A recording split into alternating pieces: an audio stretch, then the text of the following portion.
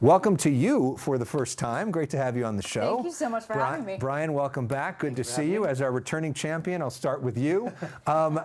What is going on? Why can't the government come to a deal and get this thing done? Well, I think it's pretty clear that Donald Trump wants to leverage Americans' pain so that he can try and exploit that so that he can pass a voter suppression bill. All right, folks, buckle up, because today we're diving headfirst into a political debate that's as wild as a California wildfire in August.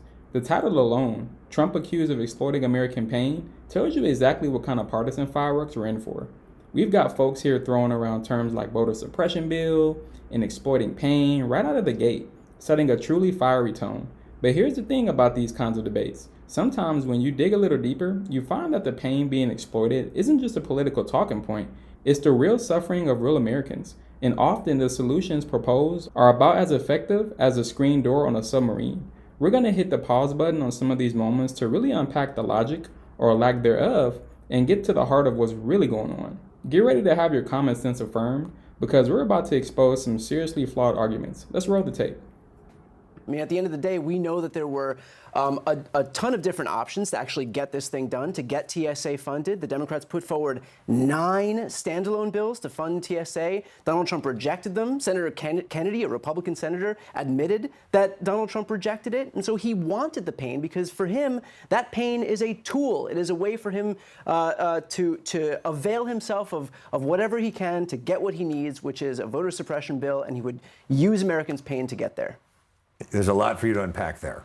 Well, I'll just start with a question, which would be, why was it okay for Democrats to fund ICE under Biden and Obama, but now it's a problem under Trump? That's a great question. It's because ICE can't stop shooting and killing Americans in the streets. They did it to Renee Good. They did it to Alex Preddy. And so Democrats wanted stopped after that. Well, they stopped. Thank God they stopped after that. But I think 2 is probably enough. Yeah. And so Democrats were asking for some very common sense conditions to be met, which include no masks. Pretty reasonable. No masks from the party who wanted to tell everybody for years in this country they had to do nothing but wear masks during COVID, to be clear. This is law enforcement. And why are they having to wear masks? Why are they having to wear masks right now? Because they don't want to be identified for doxxed, because they don't want to be doxxed by Democrat lawmakers. There is no other law enforcement agent. ICE, they can't carry out their mission. There is no other law enforcement agent. These are real people who are worried about going home to their families, and they're doing a job which is to enforce the laws of our country that are on the books. Well, if they were doing those laws properly, the way any other law enforcement agency has for the last 250 years, they wouldn't need to cover their faces, but they're not. They're killing people on the streets, and we've seen numerous instances of that. I'm glad you bring up killing people on the streets. So what would you say to the family of Sheridan Gorman, who was killed last week by an illegal immigrant who entered our country in 2023 and had a detainer out and an arrest warrant that wasn't fulfilled? What would you say to her family as to why it's okay to not fund ICE, whose job it would be to make sure that, 1, he was never here, and 2, that we've gotten rid of him? What would you say to her family? Look, I'm sad for anybody who passes away or who is tragically killed. We have had ICE, and we've had immigration enforcement in this country for years and years and years, and they've managed to do it without slaughtering people in the streets. And so I think that if we don't have an agency, you're going to tell her family? If we don't have an agency, you're going to look in the eyes of her grieving parents. But Carolyn, which of the demands, the idea of the no masks, the warrant, what is your problem with? Let's start with the masks. I mean, why should police don't wear masks? Whoa, hold on a second. This is where the rubber meets the road, folks. You can talk all day about voter suppression and exploiting pain, but when you pivot from that to claiming ICE agents are just shooting and killing Americans in the street, a claim that, let's be honest, sounds like something from a B-movie villain, and then get hit with the tragic, undeniable reality of Sheridan Gorman, suddenly the abstract political talking points hit a brick wall of human suffering. This isn't some theoretical debate about policy minutiae. This is a young woman, 18 years old, out enjoying the Northern Lights, taking selfies, living her life, and then instantly, tragically, killed by someone who should not have even been in our country. And the argument that ICE is somehow the problem here, when their job is literally to prevent these exact tragedies, is not just flawed, it's frankly insulting to her memory and her grieving family. It's like saying fire departments are the problem because they respond to fires. No, the fire is the problem. The illegal entry and the criminal acts are the problem. The idea that we should hamstring law enforcement or even dismantle agencies like ICE based on isolated, often mischaracterized incidents while ignoring the very real and present danger posed by the unchecked illegal immigration, is a dangerous fantasy. It's a fantasy that costs people their lives, American people. When you can't even offer a coherent answer to the question, what would you say to her family? It shows a profound disconnect from the consequences of your own ideology. This isn't about politics anymore. It's about basic public safety and the fundamental duty of a government to protect its citizens. Let's be clear, when our immigration laws aren't enforced, when we create sanctuary cities, and when we refuse to fund the very agencies tasked with securing our borders and removing dangerous individuals, there are real tragic consequences, and no amount of political spin can erase that. We need to prioritize the safety of American citizens first and foremost. Well, the problem is that, again, this is why I asked you originally, why was it okay under Obama, why was it okay under Biden to carry out these deportations with zero fanfare? And now what has happened is it not more, but it's not more aggressive in the streets, especially, and maybe it'll change now with Markwayne Mullin and no Chad Bavino, but there was an aggressive in-your-face push in cities like Los Angeles and Minneapolis that we did not see quite the visible in-your-face push under the Biden administration. You'll admit that, right? Why did we have to be so aggressive? And part of it is because when you look at the deaths of Alex Preddy and Renee Good, what makes me so sad is the rhetoric from Democrats turned these people into non-law abiding citizens who weren't protesting. They were obstructing are you ICE saying that operations. Alex Preddy was not a law-abiding citizen? No, absolutely not. He was holding his phone. And he also kicked a federal vehicle in the back, which is damaging federal property. 11 days earlier. Damaging federal property. That's a felony. That's not license to You kill asked me somebody. if it was criminal behavior. That's not That's a license to felony. kill Somebody should not be killed for that, right? But of course not. Yeah. But he was obstructing law enforcement operations because he and Renee Good existed in this ecosystem that told them this is a virtuous thing to show up and obstruct basic law enforcement operations, where all ICE is doing is enforcing the current laws that are on the books, 3 U.S. Code 1825. If you don't like the laws that are on the books, change them, but that would require winning elections, which Democrats didn't do. You can't now obstruct the enforcement of the laws that are on the books. That's overthrowing democracy. That's undermining the will of the American people. We've got this weird situation now where ICE actually is funded for a long time because of the big, beautiful bill. But what's not being funded is TSA, right?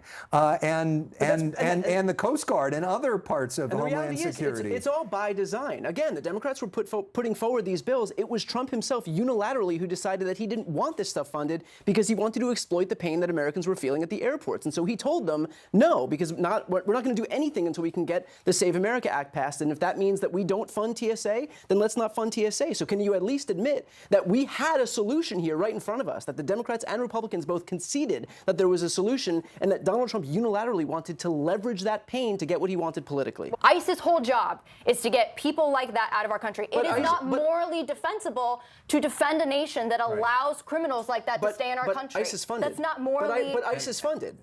ICE is not funded. If ICE is funded through the One Big Beautiful Bill. Well, it needs to be funded beyond that, which is. But how does that answer the example you just gave? Which is Democrats wanting to circumvent the fact that they didn't win an election and they couldn't change the law. Donald Trump is the president. It's his DHS. It's his ICE. Republicans have full control of government, House, Senate, White House. So why are you giving fear-porn examples of the failings of this government when your party is in charge? Okay, let's hit pause right here, because this is a crucial point that gets lost in the ideological echo chamber, the rule of law. The speaker just laid it out perfectly. If you don't like the laws, you don't just get to ignore them or actively obstruct their enforcement. You have to change them. And guess what that requires? Winning elections. It's called democracy, folks, not a choose-your-own-adventure novel where you can only follow the chapters you like. This idea that you can just decide certain laws are convenient or immoral and therefore law enforcement should just stop is a direct result on the very foundation of our republic. Imagine if everyone decided which laws they liked and which they didn't. Traffic laws, nah, I'm late. Tax laws, nope, don't feel like it today. It would be utter chaos. And yet when it comes to immigration, suddenly it's a virtuous act to obstruct the very people trying to uphold the laws passed by our elected representatives. The argument that obstructing law enforcement is a form of protest when it directly prevents the execution of duty enacted laws isn't just misguided, it's dangerous. It's a recipe for anarchy, not progress. The will of the American people expressed through their votes and their representatives is what creates these laws. To actively undermine that process by obstructing enforcement is, as the speaker rightly pointed out, undermining democracy itself. It's not about being aggressive or in your face, it's about ensuring a functional society where laws, even those you disagree with, are respected until they are legally changed. Anything less is a slippery slope to a system where might makes right, and that's a path no free society should ever take. Okay, so But don't you agree that ICE is itself important, and the idea of taking out criminal illegal aliens that have convicted of other crimes is a good thing? I think the idea of immigration enforcement is important. I think that ICE, as it stands right now, is beyond repair. I think that this agency is fundamentally broken. Who's supposed to do the job that she's just talked about? who's supposed to save Sheridan Gorman? I think that it's a good thing that we allowed her killer to stay in our country. It's a good thing that she's dead. You want to talk about exploiting pain? At a bare it's a minimum, good thing that she's dead. At a bare minimum. Yes or no? At a bare minimum, she would not be dead. Let's go one at a time. At a bare minimum, they need these conditions put in place, which include having insignia or being able to identify yourself, not wearing masks, having warrants signed by judges, and no ICE at the polls come November. And that's a wrap on this segment, folks. What a wild ride. We've seen firsthand how quickly a debate can pivot from abstract political accusations to the very real tragic consequences of unenforced laws and ideological posturing. From the heart-wrenching story of Sheridan Gorman to the fundamental principles of the rule of law and the very real need for agencies like ICE, it's clear that some arguments simply don't hold up when confronted with reality. It's easy to declare an agency broken or law unjust, but it's a whole different ballgame to offer practical, effective solutions that actually keep Americans safe and uphold the democratic process. We need leaders who understand that protecting our citizens and enforcing our laws isn't exploiting pain, it's their solemn duty. What do you think? Were these arguments truly about voter suppression, or were they thinly veiled attempts to undermine law enforcement and border security? Let us know in the comments below. Don't forget to like this video, subscribe to the channel for more no-nonsense political commentary, and hit that notification bell so you don't miss out on any of our next deep dives. Stay vigilant, stay informed, and I'll see you guys next time.